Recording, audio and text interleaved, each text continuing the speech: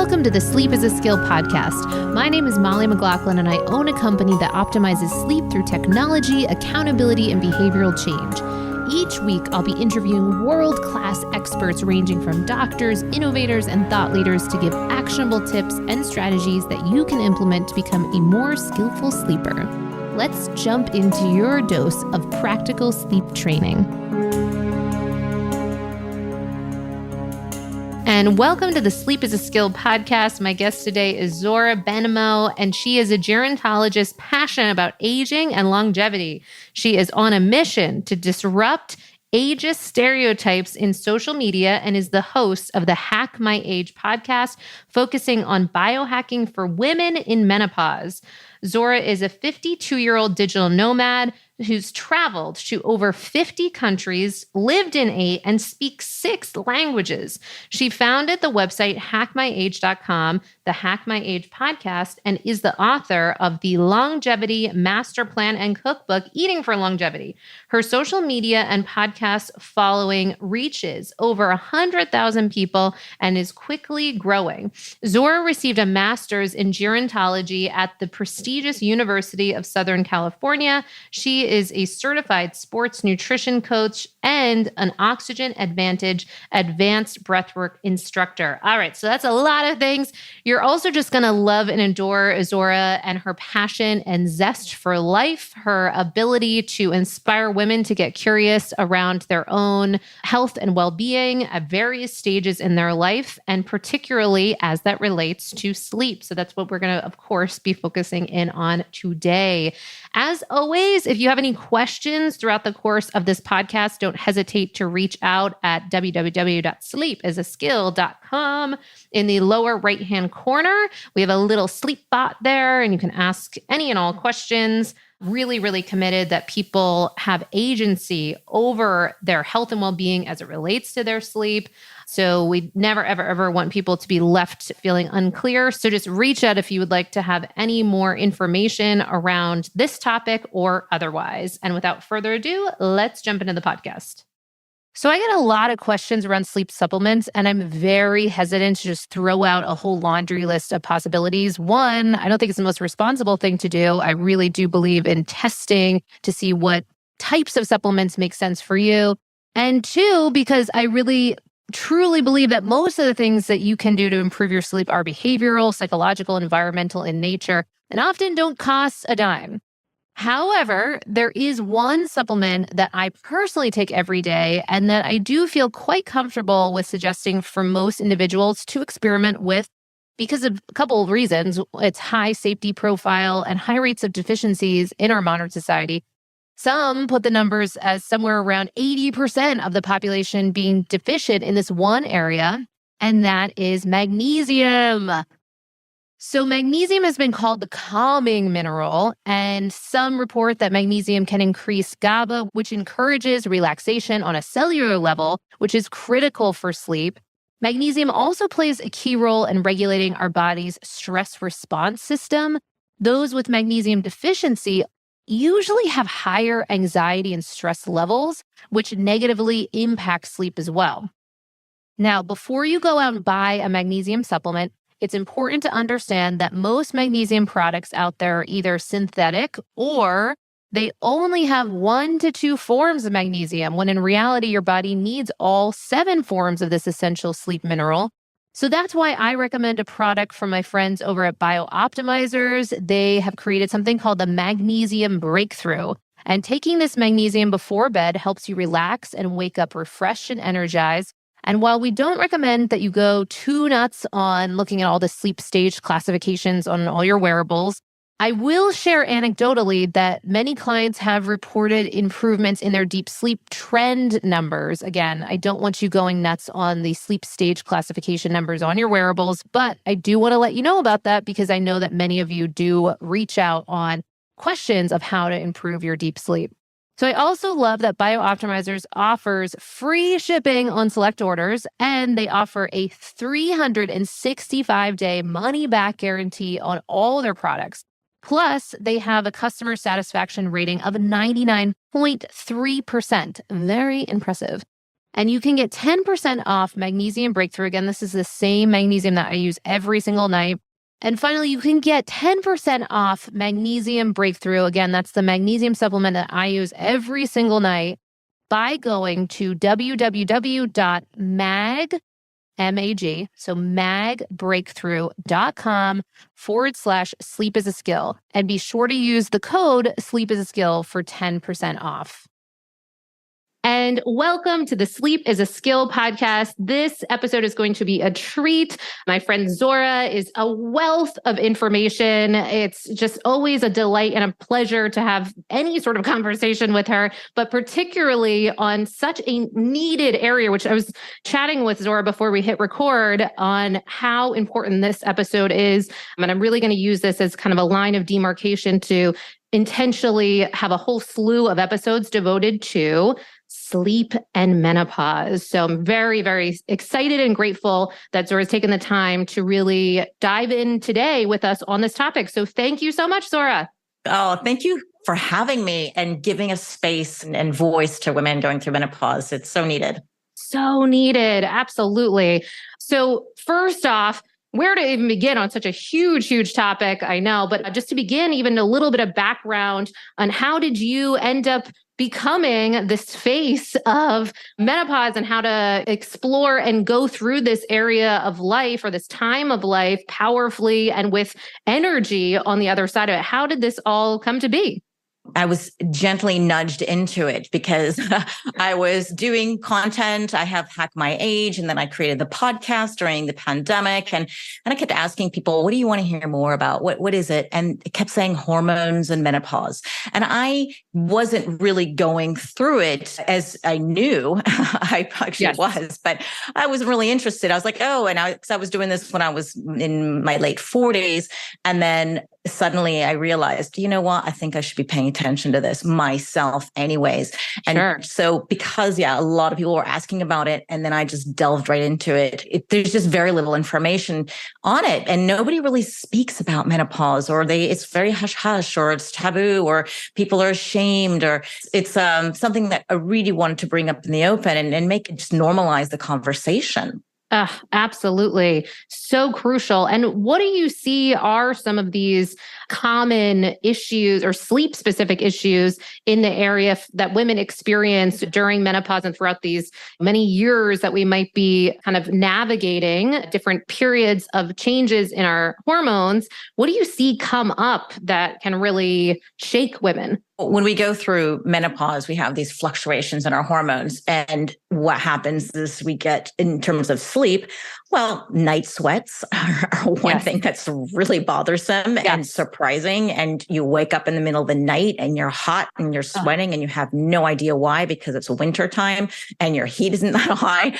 And some people have trouble falling asleep. Some people staying asleep. Some people have these frequent awakenings, or sometimes waking up early in the morning and just like too early in the morning and they cannot fall asleep.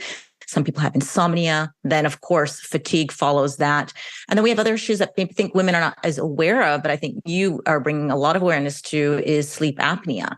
And it's something that women don't tend to think about because you think of, an overweight man or somebody who's snoring. And in fact, there's some studies that show from like 40 to 67% or so of postmenopausal women are reported to suffer from this thing called obstructive sleep apnea. And that's a big number. So I don't know, 50, 60, 70, something like that. And then there's the postmenopausal women are just 2 to 3 times more likely to have sleep apnea compared to the premenopausal women. So if you're confused, what's pro? You have this menopause is a date and, 1 year after when you don't have your period. And the 5 years around before you hit that day, it's just a one-day event, menopause, honestly, it's called perimenopause. And then before that, and that happens maybe around 45-ish. Before that, that's called premenopause. So premenopausal women are still not yet having those fluctuating hormones. So just to make a little bit of clarity on that. So Thank you. Yes. Once you hit that, you got to pay attention to this. So those are the typical things that women tend to really suffer from. And that's so often, not completely 100%, but very often due to those estrogen, progesterone falling and just loss of our hormones that are very sustainable for sleep. So it's really important. those are some of the issues. Now, the solutions we'll talk about after that. Yes, absolutely. And underscoring a bit more about the particular hormones that can play a real role in sleep disturbances, just underscoring a bit more if people are a little new to this conversation or just a little unclear on which hormones we need to be paying attention to. What are some common things that we might see, maybe ways to identify if we're dealing with some of those struggles, and that could be part of the puzzle to some of our sleep disturbances. So the two hormones that women know about most are progesterone and estrogen. And I'll talk about that in a second. But another one to really think about is cortisol. And cortisol is your stress hormone. And that also plays a big role in disrupting our sleep. So, but when we go through the perimenopause experience, leading up to that menopause moment, we have progesterone and estrogen just up and down, up and down. It's not predictable as it usually is during your premenopausal stage, where you have this gentle rise in estrogen and then progesterone, and then it gently falls. And we kind of know our periods, when it's going to happen, more or less. But when you go through perimenopause, your periods don't come as often, or they're long, or they're short, or they're too heavy, and it's unpredictable. And that's the fluctuation. And so when it comes to sleep, progesterone has this, but it actually has two rules. It has both a sedative effect and an anxiolytic effect, meaning it's going to make you more anxious. And when we lose that, it disrupts the sleep. And then it also has this, it's a stimulant for respiration, right? For our breathing patterns. And so sometimes progesterone itself is used to treat some mild obstructive sleep apnea, or OSA. Is that you probably read a lot of studies, don't you, Molly? 100%. When we are losing progesterone, we lose sort of this sedative, this calming effect. We lose the control that we used to have with our breathing patterns. Not that we're out of control, but it's just not as regular. It's a different pattern. And then we have estrogen. And estrogen, when you have less of it, then it kind of causes some of those hot flashes or night sweats. Okay, these are called vasomotor symptoms. And it also plays a role in melatonin and how much melatonin we make. So when you lose it, well, don't make as much melatonin. It's also associated with the metabolism of norepinephrine, which is also noradrenaline. It's sort of this neurotransmitter and hormone. And it's a sort of your fight or flight hormone. And it also plays a role with the metabolism of serotonin, acetylcholine, and all these things. And all of this stuff affects your sleep patterns. And estrogen, so overall, estrogen can really have an effect on the whole sleep quality as well. So you may have take longer to fall asleep. You may have more awakenings. And then you have that cyclic, 2 a.m. arousal every morning. And you're like, why is it every morning at 2 a.m.? And then just the whole total sleep time as well. It will affect that. So when you have estrogen, all is great and dandy. But when we lose it, that's when we have these disruptions. Also regulates our body temperature and has an antidepressant effect when you have it. And again, when you don't have it, then you have a little bit more moodiness. You may have more anxiety, and you're just more susceptible to depression. So it's just so many things. And estrogen also helps. I remember probably you heard it helps with our muscle metabolism. And then when you lose it, then you can also get sort of collapse in your airways as well. So you may snore more, and then some of that sleep apnea may play a role as well. There's so many things that estrogen and progesterone do. And once you lose it, then you're really sad to say goodbye because you realize how important it is. Absolutely. So well said. And I think so many people might not realize just how pervasive these changes are to things that we might not have correlated, to your point around respiratory-based disturbances, and kind of can help us kind of fill the gaps on some of these changes that we might not have put all together and understood might be at play. So we might be missing certain really key important things, like the diagnosis of sleep apnea, upper airway resistance syndrome, uptick in snoring, and all these things that we can address. And there's different things that we can do to treat these problems that, just from a sleep perspective, are at play. But we might have thought, oh, well, I got tested for that a long time ago and I don't have sleep apnea, or that can't be me. I'm slender, I'm this, I'm that, and not fitting those particular stereotypes for what that type of person looks like. So I so appreciate you shining a light on some of these changes that, unfortunately, they're just not discussed enough, as you shared. So just even helping to articulate this is a really big deal. And you also mentioned some of those solutions that we might be wanting to take a look at as well. And that's a whole conversation in of itself. But I feel like you have a particular kind of unique look at this. And you mentioned looking at things like purpose and meaning in life and positive social connections. So I'd love to hear more about just kind of bridging the gap of how you're thinking about this time in a woman's life and some of these more out of the box solutions that they can bring about intentionally.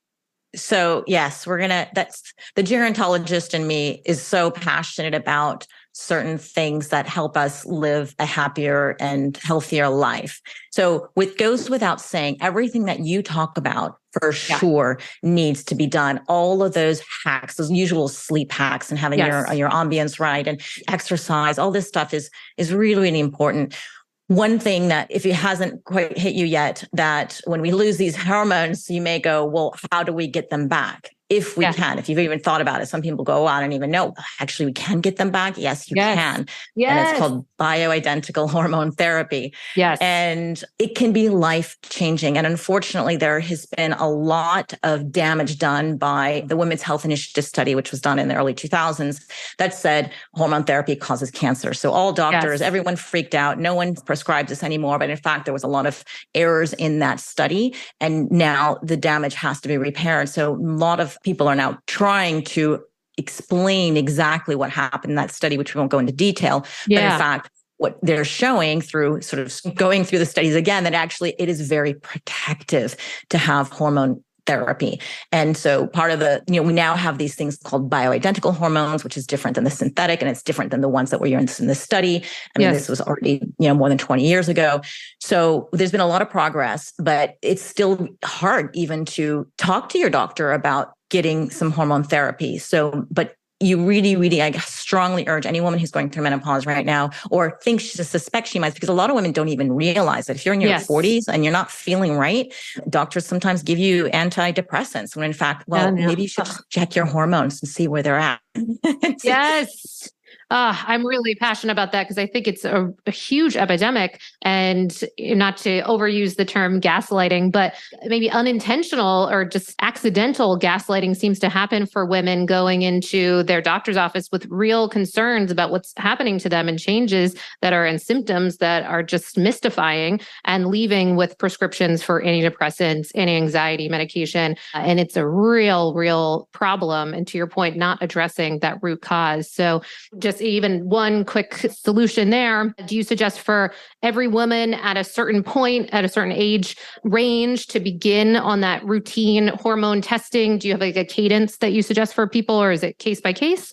Well, it always depends on if you have any symptoms, right? Yes, I didn't have any symptoms, but everyone was talking about it. And I was already 48 or so, and 49. Actually, I think I had my first test when I was 50. But normally people would have symptoms of fatigue and moodiness, or the night sweats, or the hot flashes, or weight gain, unexplained weight gain when everything's the same and nothing's changed. A lot of these little symptoms. Yes, if you have any of these symptoms, no matter how old you are, I would definitely go look at your hormones and see where they're at. It's a good idea just to know where you're at, even if you're in your 20s or 30s.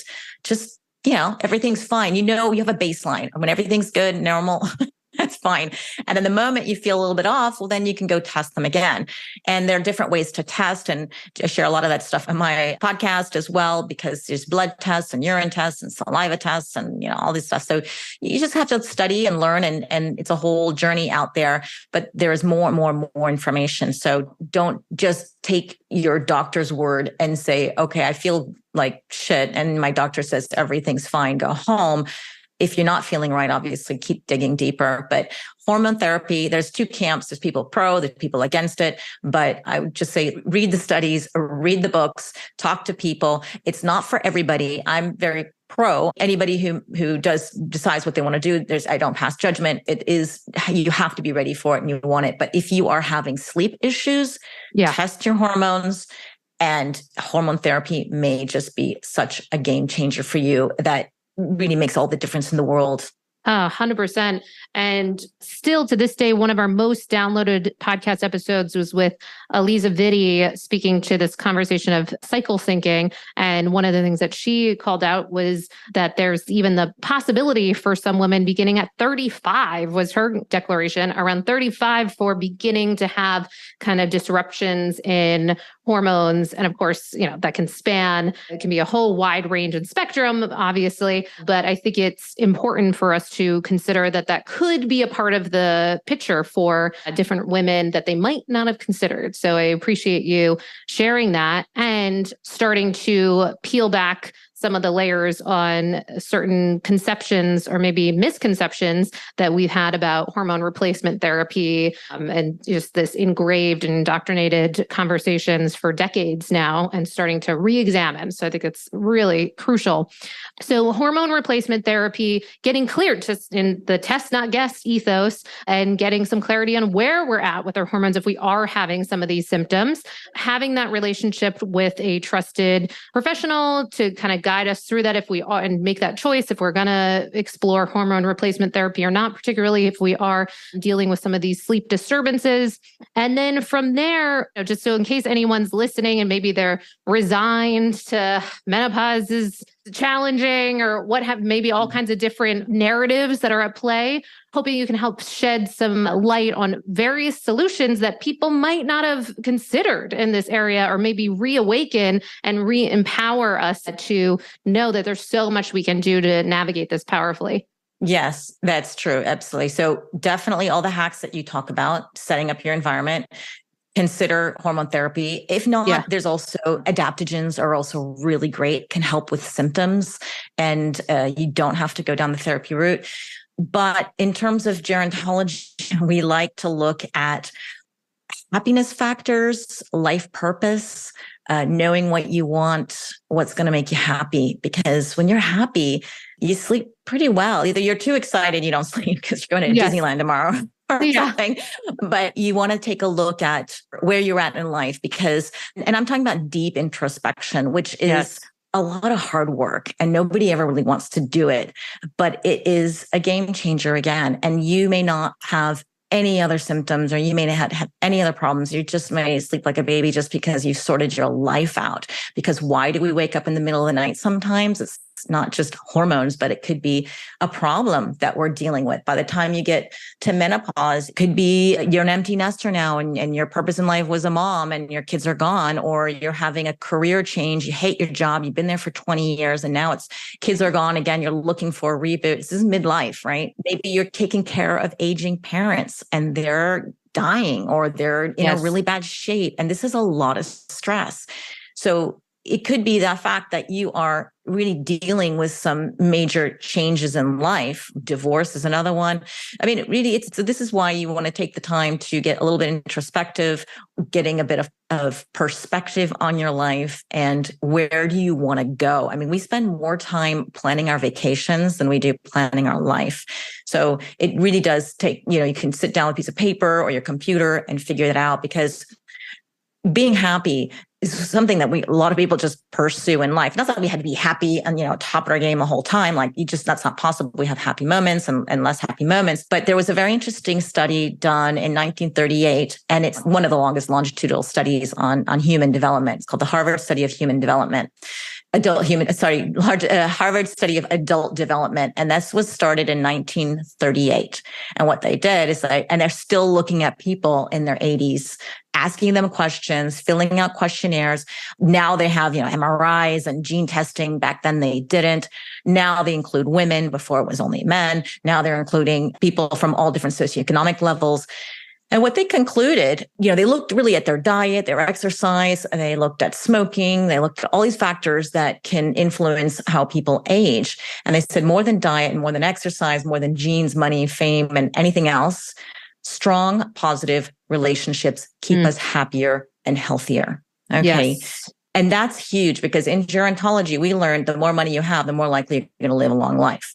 Right? Yeah. Because you have the resources, which is totally unfair. And there's huge disparities that need to be addressed. But it kind of shows you out, even if you don't have all the money in the world and you can't afford your CBD or seeing the best physiotherapist, for whatever, you can still live a long, happy, fulfilled life because you have strong, positive relationships. So this tells me, well, we should really invest our time and nurture our network and the people we want to be with, the people who support us, the people who make us happy, because you're going to live, I don't know how old these people are who are listening to the podcast, but you're going to live probably a long life. You have a good chance, and you want to make sure that you are happy. And in this study as well, they found out that those people who were the most satisfied in their relationships at the age of 50 were the healthiest at age 80. So, they asked the 80-year-olds, and they've been following them since they were in their 20s. So they have quite a bit of data here. And that's a pretty profound statement to make, after the conclusion of this research. So again, take a look at your relationships, and you have time to cultivate them, and you have time to sift and sort and get rid of people who no longer serve you or are bringing you down or making you sad, stressed, depressed. They will not help you sleep. People will help you sleep and have good quality sleep are the ones who really do make you happy. So really focus on those connections.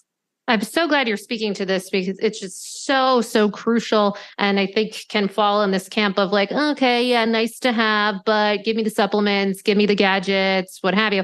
And yet it is time and time again. I was just at this event in LA recently, and Sonia Lieber-Mirsky was speaking there, who's a foremost researcher on happiness, and said the exact same thing. And all of her research and putting her whole life into this topic, that top was connections, just above and beyond. And she's also a huge expert in gratitude, and that was important, but connections just trumped everything else that they found. It's like wild. You could be smoking a pack a day. I'm not advocating that, not saying that. Of course, it's a little bit of a false comparison for sure. But I will say that it was just astounding, the difference that was made in many, many studies that she was pointing to. And as you're pointing to, the elusive Harvard study, so huge and crucial. And I see this all the time anecdotally in the people that I work with. Particularly, we'll see in what you spoke to, some of those big life changes.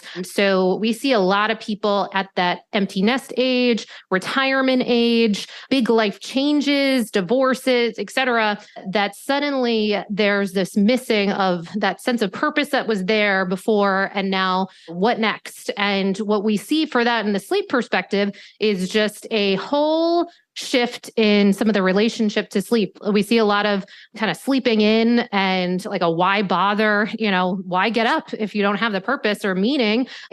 Things can start roller coastering, depression, anxiety, all kinds of things can start to show up that hadn't been present before. So I'm so glad you're speaking to that.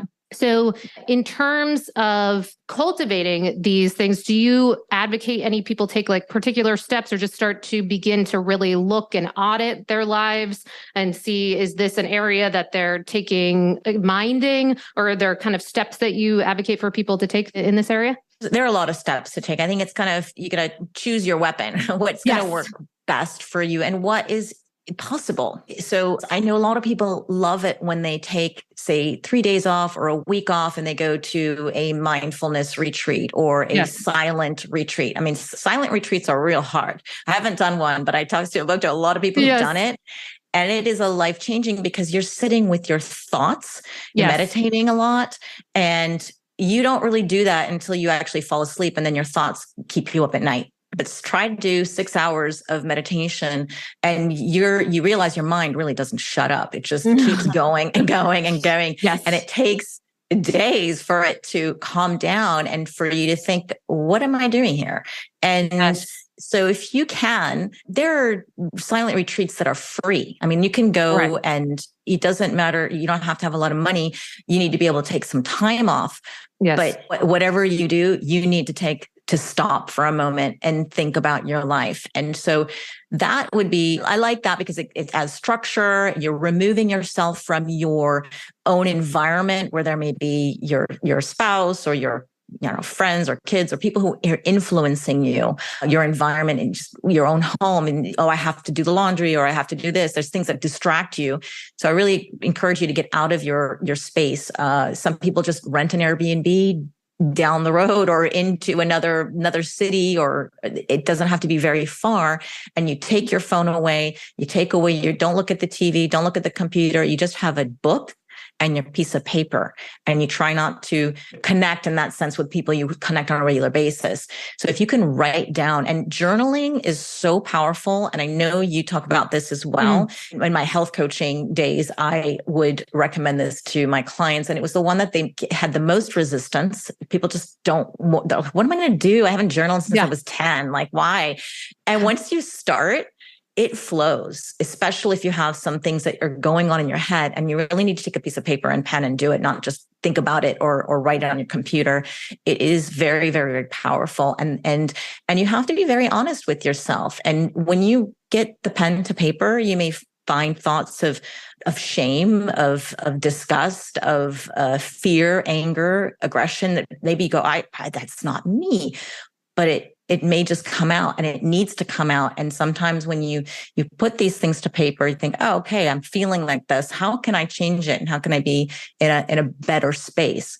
And then you try to build a plan, and you can put in a plan. So I think you really need to think about who you are, what you want. What do you really want? Especially women going through menopause, who've had families, who've raised families or had built careers. You've dedicated your life to your kids or your family, or your life to your job. And you didn't even think about yourself. You may not even know what you want, because always the question, what should we do is best for the family? And you tend to put yourself last. I don't care. It's not important. Take care of the baby first, or take care of the teenagers, or take care of your husband. And you lose yourself. So you need to really kind of sit back. And I don't think this is a hormonal thing. I think it's just a midlife thing. And you may need to find a new purpose. You may need to have a new thing. So you really have to ask yourself, it may be really hard to say, what do I want? I have no idea. And you need to take time to sit and think, what do I really want? You've got another 50 years possibly. And that's like your midlife. That means you're halfway there. Like, you got another 50 years probably. And you don't want them to be dark or sick or lonely or whatever it is that you don't want. You want to be fulfilled and have some happiness. And that takes time. It takes a lot of time. So I would say, try to find whatever time you can alone. You can take 3 days, or you can say, every day I'm going to journal when I wake up. I'm going to journal twice a day. I don't know, something, whatever it is that fits into your schedule.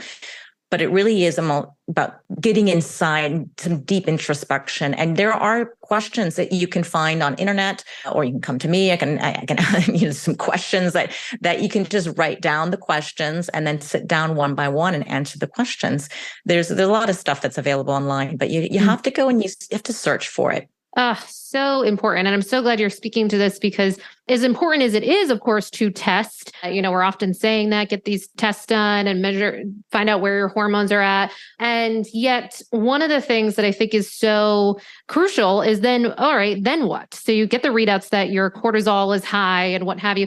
What are we going to do to really get at some of the root elements that are there? And we can often not divorce our psychology from our physiology. And if we are in that stress response state and feeling that lack of fulfillment, lack of purpose, disconnection, isolation, all of those things, it's clearly going to impact our well-being. We are social creatures, and any sense that we're outside of the tribe or not contributing and all of those things can just give us a sense of unease. And what do we need to sleep well at night? We need a sense of ease, peace of mind. So it could land as like, oh, well, that's a nice activity, but I'm busy. I got stuff to do, yada, yada. But really, this is that reminder of the importance. So I so appreciate you kind of walking us through that. And I think this next piece could be really helpful to understand how you are doing some of these things in your day-to-day life. So we ask every person that comes on this podcast 4 questions to understand how you're managing your sleep each day. And presumably we'll learn some things about some of the things you're speaking about in your practices. So our first question we ask everyone is, what is your nightly sleep routine? And I know you're traveling and doing all kinds of things, so I understand that it probably shifts and changes, but what might we learn right now? It does shift and change. Yeah. It ebbs and flows from Totally. fabulous to really, I need all these hacks. Yeah, to keep me understood. up. Yes, keeping it real. Yes, it's true. But we do the best that we can. I have to say pretty consistently, no matter where I go, because it's so easy, is the blue blocking glasses. Yes. It's simple. And I also have all my devices on iris, night shift. Great. It's kind of there, it's done, it's automatic. Yep. So I can get that in. Now on an ideal, when I'm in a really good routine, good space, it's about an hour before bed. I create this spa-like atmosphere, just like you share in your website as well. It's just, you dim the lights, you put on some music. I usually use Spotify, you just search sleep or spa or some singing bowls or something, and you have this sort of in the atmosphere.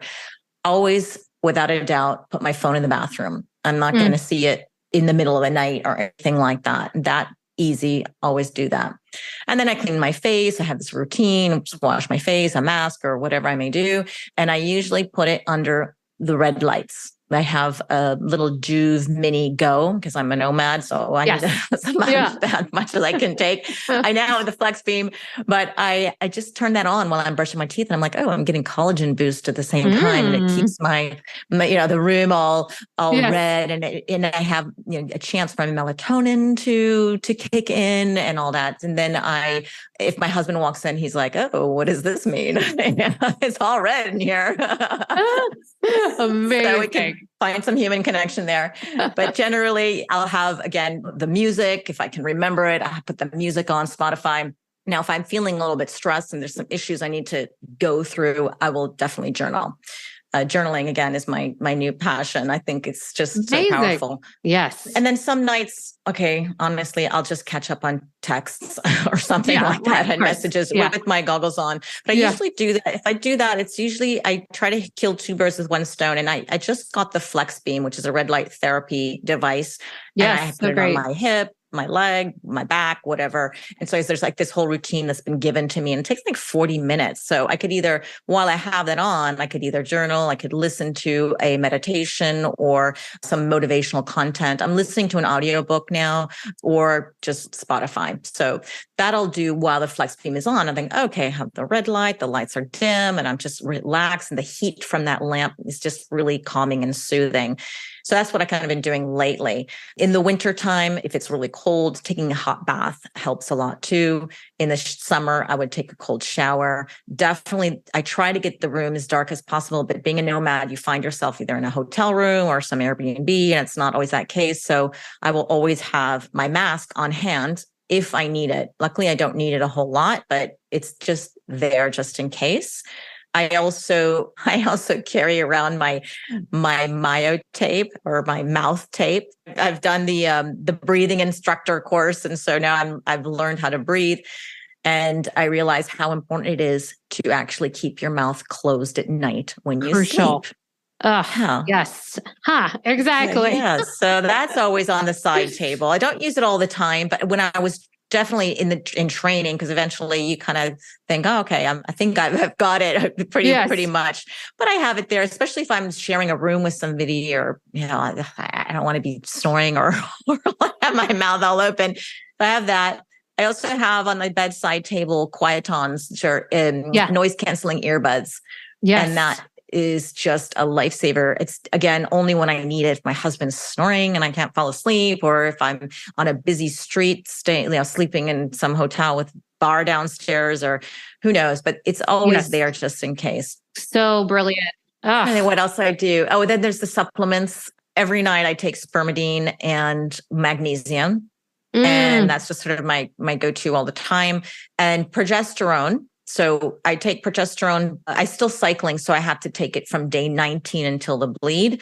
Your doctor, if you are on hormone therapy, some people have it all the time, and it depends. That's why you got to talk to your doctor. In my case, they tell you to take it at night because it makes you sleepy. So if you are taking that, you want to take it at night. Sometimes I do the NAC with glycine and a little bit of yogurt before bed. And I got this hack from Natalie Nidham, the peptide she's the best queen. Love her. Yes. And Yeah. And then any other supplements I may take, because I take so many supplements, it's like the morning ones and the afternoon ones and then the evening ones. So, and I'm also, sometimes I get into cycles of taking a walk after dinner, and I Yes. feel so good when I do that. It's so wonderful. And so I kind of go on these rampages where I just get on a kick, and I can always do it. But I noticed wearing a blood glucose monitor that actually, it's oftentimes I'll go either hypoglycemic, or I get my heart rate's really high at night through my Aura ring.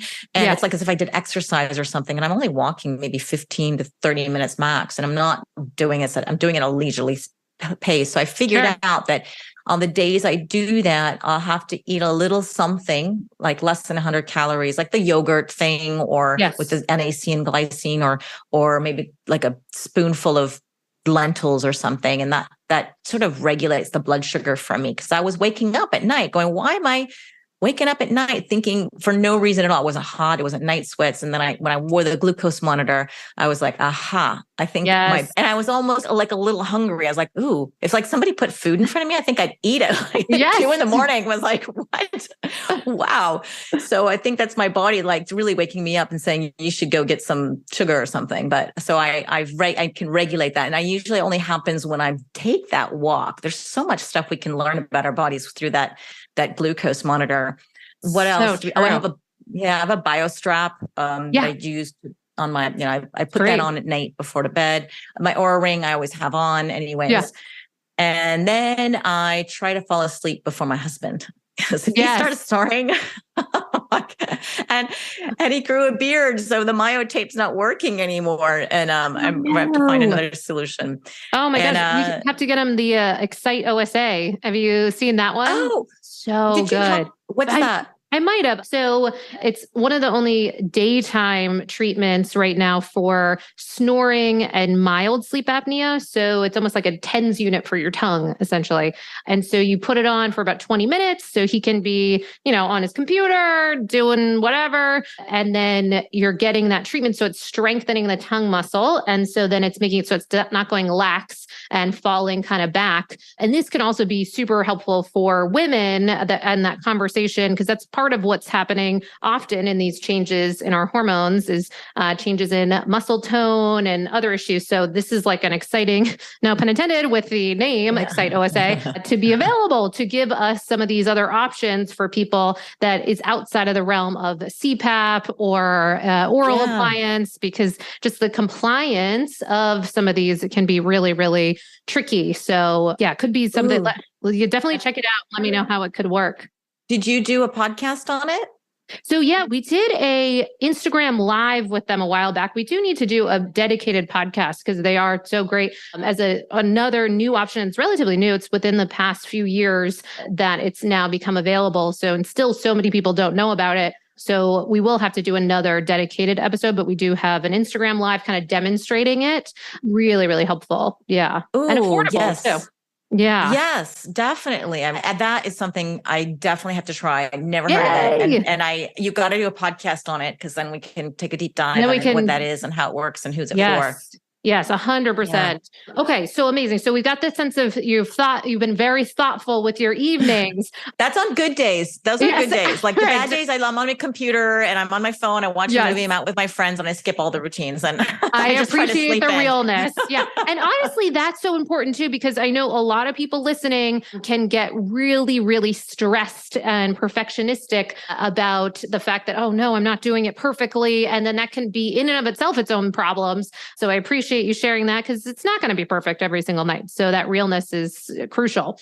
So your morning routine, we make the argument that how you run your mornings can impact your sleep. So what might we learn from you there? Okay, since you spoke in the Menopause Energy Reboot program last week and talking about waking up and going to bed at the same time, and you stressed, that's what it made the biggest impact on me in that talk, because, I knew that, but you stressed it was actually pretty short, like it was 30 minutes. Yeah. And I was like, ooh, I deviate probably about an hour, sometimes a little bit more. And so I am trying that now. And it's not so easy, to be honest, I can do it. So when you're talking to a woman going through menopause, and if you're waking up at night, so if I wake up at night, and before it used to be once a year, I'd wake up at night and I couldn't fall asleep. And then it happened twice a year. And then it happened like only the week before my period or something. And it starts more and more frequently. So now if I do wake up, it's usually, even last night, I woke up and I get these like a message. I had to talk to my son about something that was bothering me. I was like, oh my God, I got to talk to him. How am I going to say that? It's 2 a.m. I'm like, why do I do this? And then I do my breath work. I keep, no, now's not the time. I got to start breathing, focus on the breath, count. And then my mind translates. And it's hard. And I didn't even know it bothered me. I didn't journal that night. So I woke up this morning and I called him. But other than that, so I got that off my chest. So tonight I'm going to sleep really well. But what happens is women are waking up frequently with things like this. I'm not the only one. And either because of the hormones and the night sweats or because something's really on their mind. And when that happens, I sleep in. I'm one of those lucky ones where I actually can sleep in, and I'll go, okay, I'll just catch up. And I still have amazing sleep scores on my Aura and my Biohacker. Everything's like, yay, your sleep's fabulous. And I'm like, I woke up at 2:30 and it took me an hour to go to bed. Like, why are you giving me a crown? Yes, right. But I did. And maybe it's perhaps, I do get a lot of my deep sleep in the very first half of the night. And then if I sleep in, I just recuperate and it works. So that's why I'm telling you, I'm struggling a little bit with the wake up at the same time, because if I do wake up in the middle of the night and I don't fall asleep like right away, I just set that intention and I keep sleeping until whenever, as long as I don't have a meeting or I really have to, somebody's waiting for me at a certain time. Well, number one, I love that you're sharing this, because this, I think, is this really overlooked piece of sleep that I see all the time. And that's so often, because it's so difficult. And on a case-by-case basis, when we had a rough night or something happened or we're really stressed or whatever, it makes all the sense in the world that we would sleep in longer to make all of that kind of get handled and our ability to then take on the rest of the day. However, one of the things that we see for people is that when they take this kind of counterintuitive step where they then do wake up at around the same time, and of course you can swing it out a little bit, but to your point, maybe not so much as we might do on our own accord. So ideally, 30 minutes, maybe it's a crazy night, 45 minutes, what have you. But you're really still anchored at around the same time. That what I often see is just this kind of general cadence where the first week stinks. The second week also stinks. The third week starting to get a little bit better. And then, maybe by the fourth week, depending on how egregious the differences were for people, then what we begin to see over time is now, it just kind of works. And then we're minimizing those wake ups. And so that's the big thing. So I really appreciate you calling that out, because I think it's important to see this as this kind of game where we're trying new things and we're never, ever, ever arriving as it relates to sleep. There's always this opportunity to keep practicing and trying new things. And then you think you got it handled, and then hormones change, new Airbnbs, new stressors, all the things.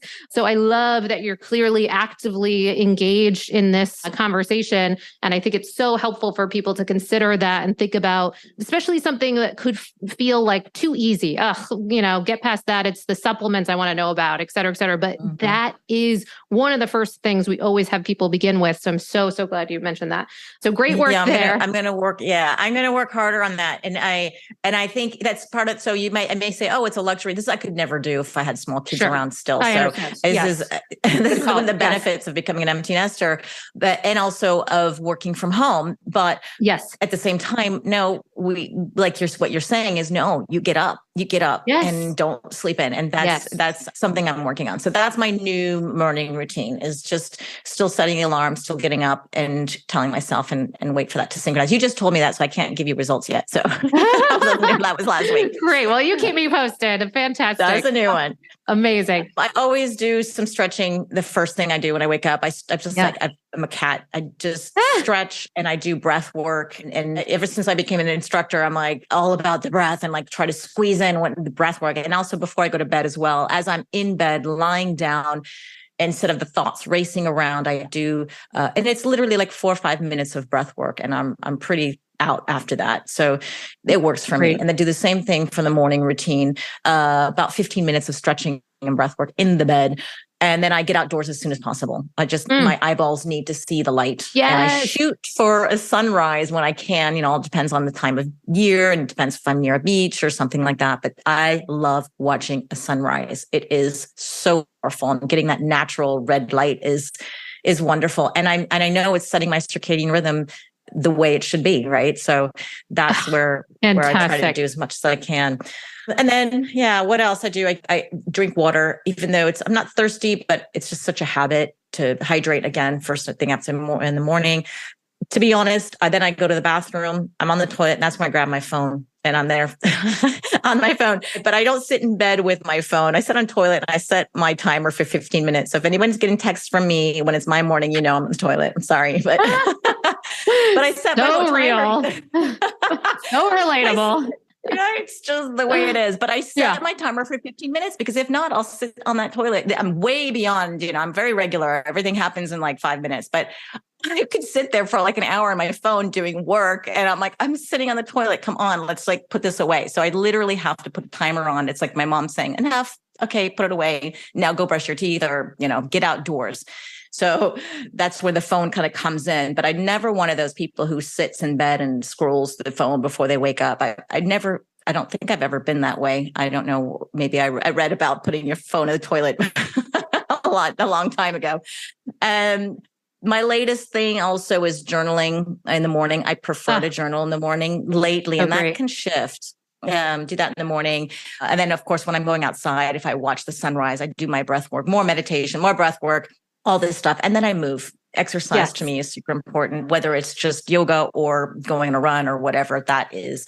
That is something I do every single day is just getting a bit of movement. And that morning, that's my morning routine. And of course, things can shift. Oh, so beautiful. Love that.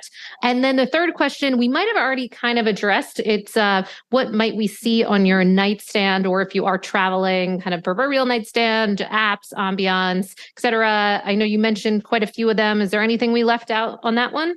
No, pretty much. I don't know. Yes. If you look at my thing, I've got the BioStrap, the sleep mask, the Quieton, the tape. Actually, this is the new tape I got for my husband. Oh, beautiful. And his beard.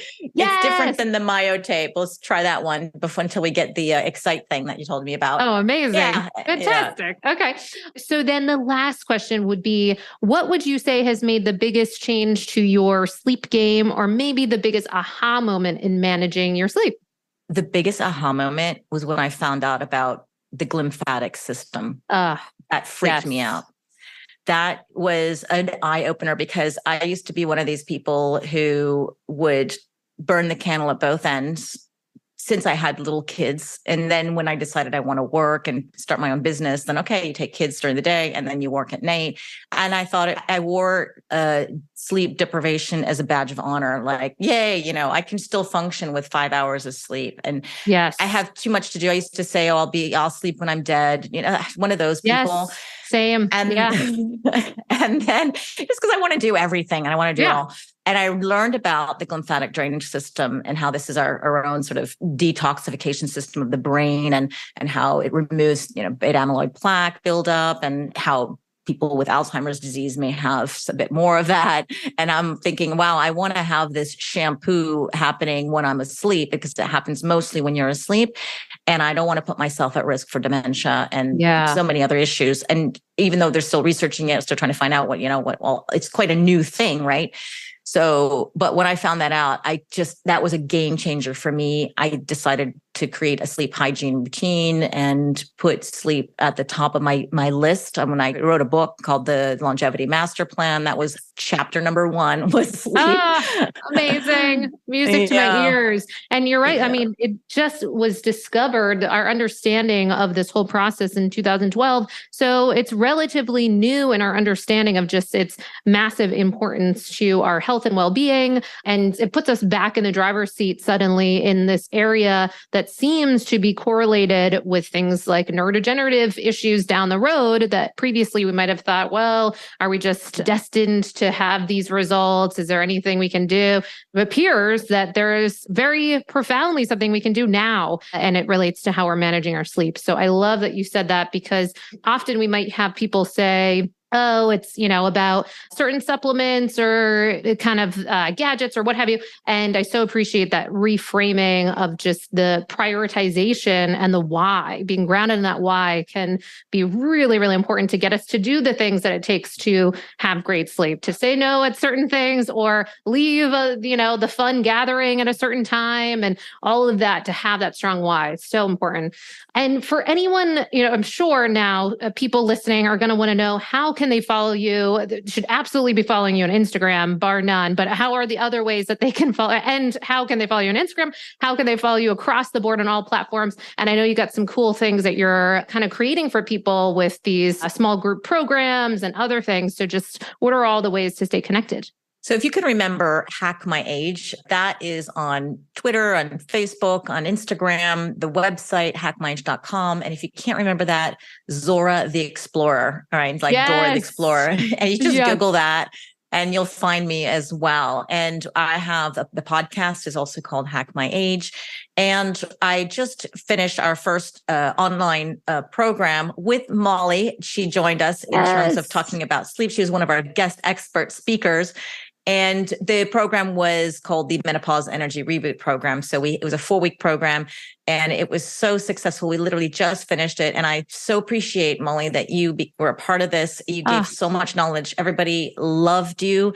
You blew their mind. And now sleep is a priority for so many of them. And it already was, because they were struggling with it. And so the information that you gave was super valuable. And I will have launched the program again, because we launched it as a cohort altogether. And then we'll have some more programs where you could do on your own step by step, but you'll have a choice. So that's coming out really, really soon. Amazing. No, that was such an honor and pleasure. Your whole group was just clearly engaged and eager to make some of these changes in their life. So it's always fantastic to be in those sort of rooms, quote unquote, Yeah, one other place of people that we're really active in is we have a Facebook group called Biohacking Women 50 Plus. So that one it's not called Hack My Age, but it's a platform, it's a group, it's a private group where women will learn about longevity after menopause. So anything to do with longevity, aging, and menopause, we're in there. And not only we have people asking questions, and we have this, so great to know that you're not alone going through menopause, but we also have a lot of experts there as well, nutritionists and therapists and people who are sharing information, studies, other videos, lots of stuff. So I highly encourage you to go and check us out on Facebook in that group, so you can join. Fantastic call out. So appreciate the work you're doing and the just community and conversations that you are sparking and making happen, and really demonstrating that this whole area and time of life can look totally different than we might have had these preconceived notions around. So really, really important. Thank you so much. Thank you for taking the time here, and looking forward to more collaborations in the future. Oh, thank you so much, Molly. Have a good day. Thank you. You've been listening to the Sleep is a Skill podcast, the #1 podcast for people who want to take their sleep skills to the next level. Every Monday, I send out something that I call Molly's Monday Obsessions, containing everything that I'm obsessing over in the world of sleep. Head on over to sleepisaskill.com to sign up.